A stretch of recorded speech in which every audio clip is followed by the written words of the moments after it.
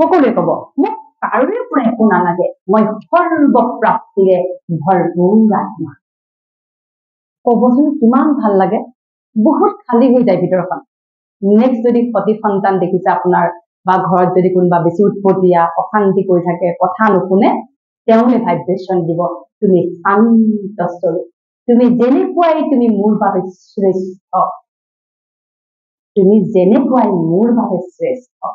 তুমি karmic account সূত্ৰে যি সম্বন্ধ মোৰ জীৱনলৈ লৈ আহিছা, মোৰ জীৱনলৈ মই 100% সঠিক পালনা কৰিম।